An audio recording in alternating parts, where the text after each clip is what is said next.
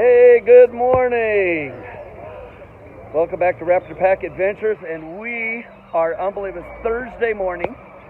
We are at the Mayan Ruins in Mayan Ruins, Honduras. We had an absolutely awesome drive here. Tell you what, I don't think Mario and Andretti can keep up with these guys driving these trucks, man. What a fun ride. So hey, gonna take you in. We're gonna go see the Mayan ruins. This is unbelievable, once in a lifetime thing. Everybody's gathering up. Good times. This is we fly out tomorrow. After we are done here, we will be heading into San Pedro, where the airport is, and we'll be staying there overnight. So, hey, let's go see the Mayan ruins. This is by far local driver. God, man, we couldn't keep up with you. We couldn't keep up with this guy, man. I tell you, man, that was fun. So, and let's go in. Welcome. Wow. And there is a makeup of the Mayan ruins. Isn't that cool? Hola. Hey. Oh. Ooh, I love it. Oh, we got hats. Now, I'm official. Now, do I look good or do I look good? Oh, I'm going to get the beard looking good here. We are heading into the tour. We have Virgil. Where's Virgil? Here's Virgil. So Virgil's our tour guide. And this is cool. So we're starting into the ruins with the crew. Hello. This is my girl Kathy. Hello. Here's her husband, Roger Sr. I'm Roger Jr. Or this week I've been Santa. You remember that she told you about the people es Gracias. Están para la foto, al estilo Maya. No les cobra nada, vamos a poner propina. Tenemos el del gobernante, el del chamán. Oh, look up there. I don't know if you can see this. We have wild macaws. I'll get closer so you can see it. Wow. The only time I ever see macaws is they're in cages back home. These are wild, living in the trees here. And this is Virgil. This is our tour guide. Yes. And welcome to the Maya site of Copán. Maya side of Copán. Oh, look at there.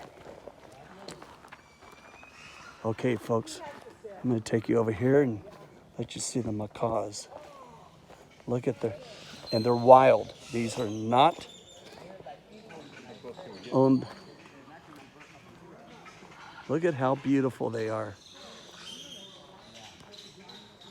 Obviously, they're used to people there. Is that the most beautiful bird you've ever seen? Okay, we're back. I don't know what it is they're eating. It looks like a fruit. Yeah. This is absolutely unbelievable that I am this close to a wild macaw. Okay, this tour could literally end right now and I'd be happy. I have never been that close to such a beautiful bird, but we have a lot more to go. There's my homie. Mijo. Mi vatos. Carón. Yay. Él era policía de Estados This is mi Unidos vato. y trabajaba en contra de la mala Yeah. So Virgil said only about 30% of this area has been excavated. He says it takes forever. Well, I begin right now. Okay. So to begin, I want to tell to you that this area is so big because we have 24 square kilometers around this ceremonial site. 27,000 people lived in Copán around 7th century, 8th century after Jesus Christ. So we're going to go up and see the upper city, he calls it, where the royalty would stay. And up at the top, it was about 600 people would be up there. And then the plaza is down in this area, where he said there would be the middle class, lower class, and that would be about 27,000 people. These mounds were all handmade. All of these mounds, like this area here, that mound right there, over there, and they handmade them. I know this guy because I'm here 33 years ago. All my life. He's been here 33 years. Virgil, our tour guide, is actually one of the excavators that are working in here.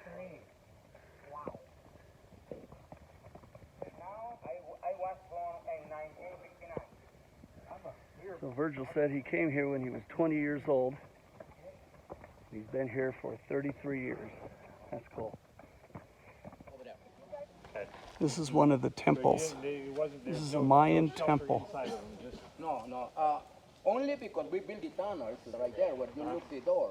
Symbolisms or water animals. Like this one. Alligator. Alligator head. Seashell right there. Water lily right there. The god of the queen with maraca music in the hand. Why? Because they came to dance. They came to dance for the god, for the kings, for the queens. So, gave us a little history of the place. This is one of the temples, obviously, that they got that to protect. He says the work over here is they're putting plaster because the rain is destroying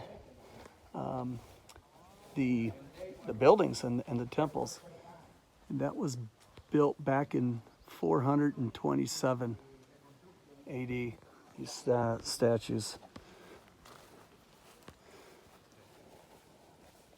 So Virgil, our tour guide, he is part Mayan, and he has studied archaeology, and he has gone to school to study the history of the Mayans. So the man knows the history behind this, and wow. And another statue for this temple. I didn't have the camera going, but over here there's a door, and they discovered 55 meters below, so below this ground, there are 3 more temples that they discovered. So this is just, they're trying to protect this temple with plaster up there, and so it just doesn't, through that door, 400 years. And this is the first. and below, down in there, going 55 meters down, they have 3 more temples. Sunrise, number 16. Smoke seashell, number 15. Gray song, first. Quetzal, Macau is the first one. Oh, yeah. Yep. I know the names because also I can read the names of the kings by hieroglyphics because I have knowledge about the symbols of the Mayas. Right. Maya, they use 800 symbols to write, and I know 600 because my grandfather gave me this heritage. Right. My grandfather gave me this heritage, 600 symbols of the Mayas to write. That's why I know the names of the kings. This is Kinich, Josh, Cook, Mo. Kinich, Popol, Pul. This is Jax, Pasach, Chang, Jopat. And this is But Mitnal. In English is sunrise, smoke, seashell, gray song, first Quetzal, Macau, and hot on the head. This is one. But the most important is that they rule together. 16. Together they rule 400 years. 427 to 820. No. 80 always. So this slab here, they would sacrifice jaguars, deer, then they would eat the meat, and he said they keep the bones for writing utensils. And they would sacrifice them right here on this slab. That is unbelievable.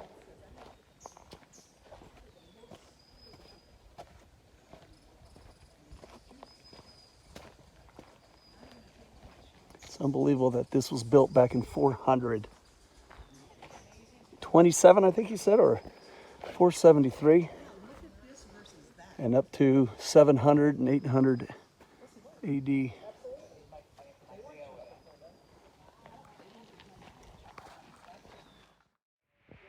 What really is interesting is Virgil learned that the oldest human habitats on the West Coast came from Sacramento, California.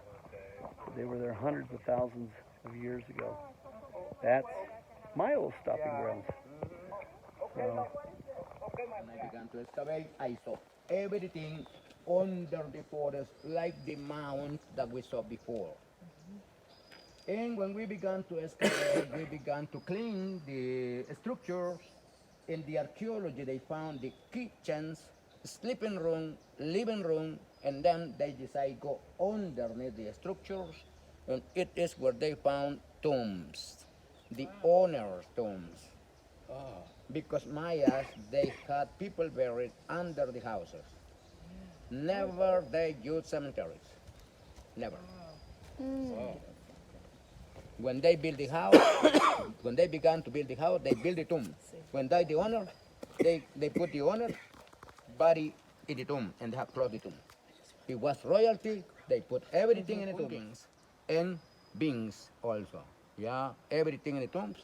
Because they believe that they will need same things in the next one life to make tortillas, chocolate, and everything, yes? In necklace, earrings, yeah? But if we found tomb, our lower class and middle class, we found just the bones, no offerings in the tombs. okay, so I went off camera and clarified with Virgil. Virgil found all of this was underground. There was a massive dome on top, and he found it in 1989 and dug it out. So if you can imagine all of this, and down there, it's got to be 15, 16 feet high. All of that he found, and he dug it out.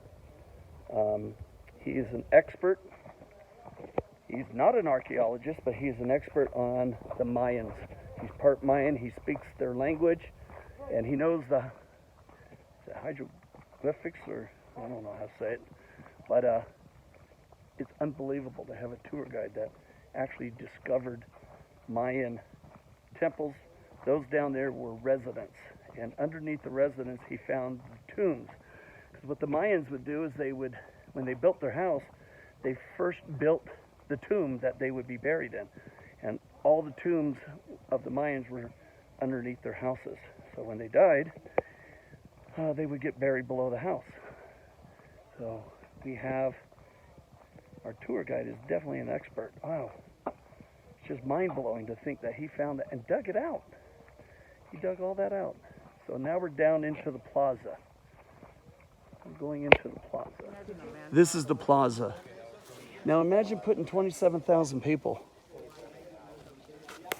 down in here. We're going to head over here. All of those rocks, he said, were destroyed, but they were perfectly set stairs, just like you see up there, around this entire temple. And this is the plaza where the middle class and the lower class would be, I think. I hope. No, Jaguar. But this is down south. Mr. and Mrs. South. That's a jaguar? Okay. Okay, you can rest on the steps while I told Yes. the discuss some things about the power of the city. And also they came to play some music, instrumental music, like drum, flute, seashells, and also maracas. And with this music, they began to dance because they danced here. So they would dance. And to dance, And I they stand get corrected. mask, The upper class would be up in here, our mask. not the middle and not the lower class. Sometimes people ask me, why they use mask? It happened that they use mask because never they like lost power, lost knowledge, ideas.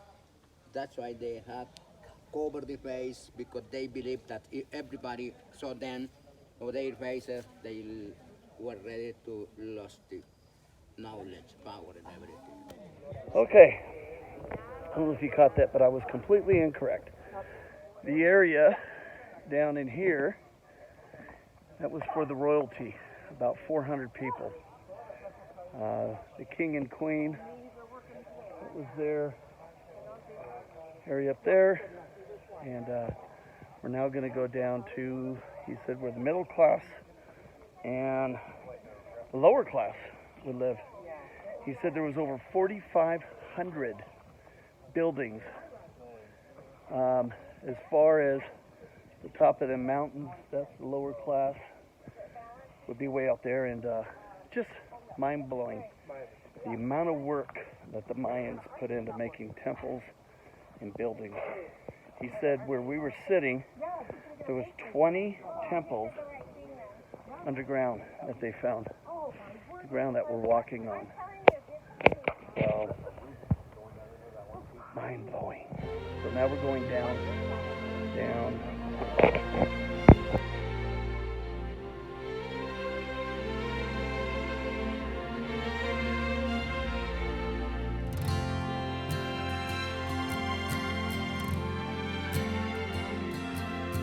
You're in a better place, I've heard 1,000 times, and at least 1,000 times